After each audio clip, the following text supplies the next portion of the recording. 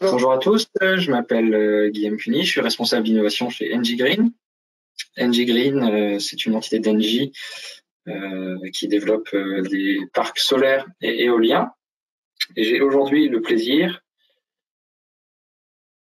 de vous présenter le projet qui s'appelle FLAG, en référence bien sûr au terme anglais désignant le vol, mais également l'hydrogène, qui consiste à faire des aérodromes de nouveaux hubs énergétiques au service de l'écosystème de mobilité des territoires.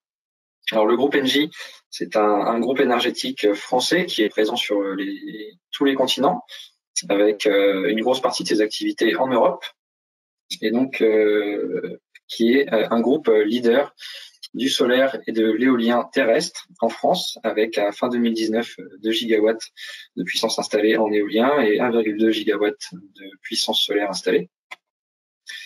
Engie Green donc est la branche d'Engie qui est en charge du développement, de la construction, du financement et de l'exploitation maintenance des parcs solaires et éoliens du groupe Engie. Nous avons 20 agences sur toute la France, 500 collaborateurs qui composent l'entreprise et à peu près 130 parcs éoliens sur le territoire, 135 parcs solaires également, ce qui représente grosso modo une production équivalente à environ 2,7 millions d'habitants en électricité verte chaque année. Je vais vous parler un petit peu du contexte énergétique. Le gouvernement a pour ambition de multiplier par 6 la production solaire sur le territoire en France à l'horizon 2028, ceci dans le cadre de la programmation pluriannuelle de l'énergie. Donc on a un beau potentiel là de capacité solaire installable. Et je voudrais mettre ceci en parallèle avec le contexte du secteur aérien qui, comme on l'a vu par les présentations précédentes, a aussi comme ambition de réduire sensiblement son empreinte carbone, mais également son empreinte sonore pour limiter les nuisances auprès des riverains. Et donc ceci pour faire le parallèle avec le monde de l'énergie renouvelable. L'aviation légère décarbonée va avoir besoin de nouvelles sources d'énergie verte pour alimenter tous ces nouveaux systèmes de propulsion, qu'ils soient électriques ou hydrogène. À propos des développements en cours autour des aéronefs à propulsion électrique, hybride ou hydrogène, il y a plusieurs dizaines d'initiatives qui sont en cours actuellement, avec un certain nombre en France. On pourrait citer Aura Aero à Toulouse, avec un premier appareil de voltige qui serait commercialisé à l'horizon 2023, un appareil à 19 places régionales électrique aussi à l'horizon 2026, toujours chez Aura Aero. Volta Aero, du côté de Rochefort, qui envisage de commercialiser son appareil hybride électrique, le Cassio, à l'horizon 2026. Avion Mauboussin, dont on a vu la présentation juste avant, avec ces deux appareils commercialisés à l'horizon 2026-2028. Blue Spirit Aero, qui également envisage un appareil à propulsion hydrogène à l'horizon 2026. J'aurais pu citer aussi Ascendance Flight Technologies ou Beyond Aerospace, qui sont tous les deux localisés à Toulouse. Donc on voit qu'on a un contexte assez favorable aujourd'hui à l'émergence de ces nouveaux appareils décarbonés d'aviation légère. Dès qu'on commence à parler de mobilité verte au sens large, on retrouve encore un peu ce paradoxe de l'œuf et de la poule, à savoir pas beaucoup de véhicules en circulation puisque pas assez d'infrastructures, mais aussi pas assez d'infrastructures puisque pas assez de véhicules en circulation pour permettre d'avoir des business models viables. Alors c'est de moins en moins le cas pour la mobilité légère, les véhicules électriques, mais en ce qui va concerner l'aviation légère décarbonée, les aéronefs que je viens de vous présenter juste avant vont avoir besoin de ces infrastructures, et c'est sur ce volet-là que Engie Green souhaite se positionner en tant qu'énergéticien. Le potentiel, il est assez fantastique. La France, deuxième pays aéronautique du monde, a la chance d'être le premier pays aéronautique du monde en termes de maillage territorial des terrains d'aviation. On a environ 450 aérodromes présents sur le territoire. Grosso modo, toute personne a un aérodrome à environ 30 minutes de chez lui, ce qui en fait des lieux extrêmement adaptés, des plateformes extrêmement adaptées à de la mobilité point à point pour rejoindre un terrain d'envol depuis son domicile ou son lieu de travail et atterrir au plus proche de son lieu de destination finale avec des appareils décarbonés dédiés au transport régional. Sur ces terrains aéronautiques, qui représentent une emprise d'environ 46 000 hectares sur le territoire, il est estimé que environ les 3/4 de ces 46 000 hectares sont considérés comme délaissés, c'est-à-dire non utilisés pour de la circulation aérienne ou de l'emprise par des hangars. Et de ces 75% de délaissés, nous avons estimé chez Engie Green qu'il y avait un potentiel au niveau national d'environ 15 gigawatts de capacité solaire potentiellement installable.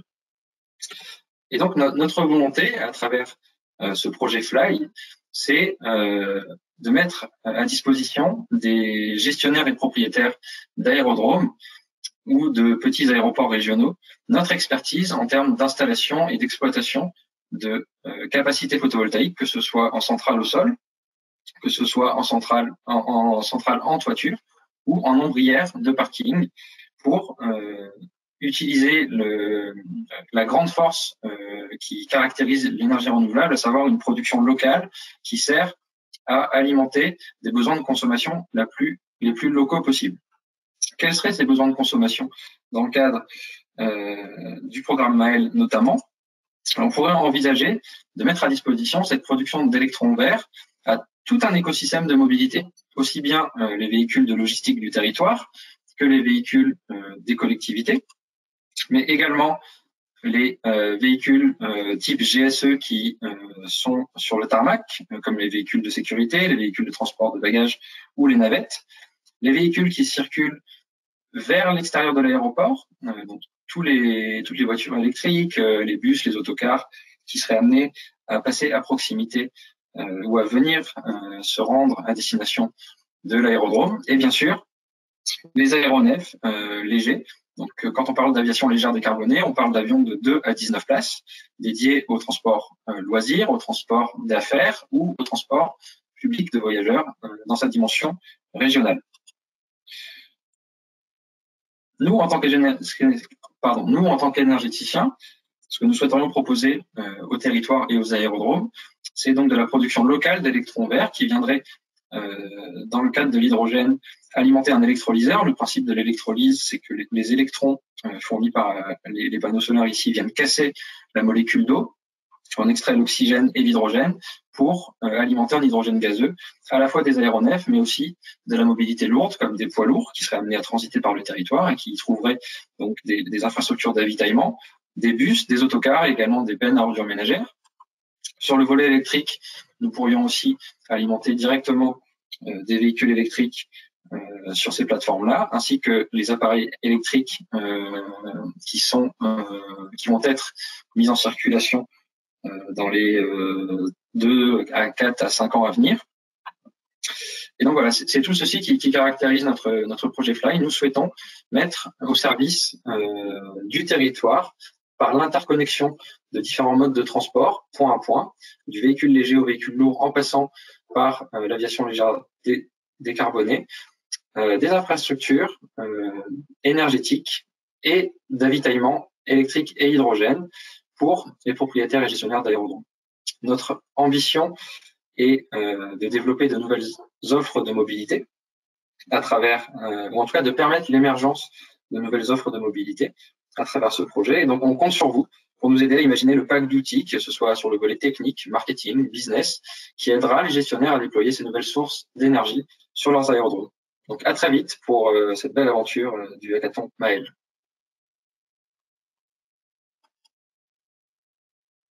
Merci Guillaume pour votre présentation. Peut-être que vous pouvez dire un petit mot sur le challenge que propose Engie Green pour les participants. Oui, tout à fait. C'est ce que j'ai essayé de dire à la fin. On compte sur les participants pour nous accompagner dans la construction de volets techniques, marketing ou économiques qui nous permettraient d'aller à la rencontre de ces terrains aéronautiques pour les sensibiliser à cette vision et les amener à réfléchir à développer en local des infrastructures d'énergie renouvelable et d'avitaillement électrique et hydrogène pour les besoins de mobilité du territoire.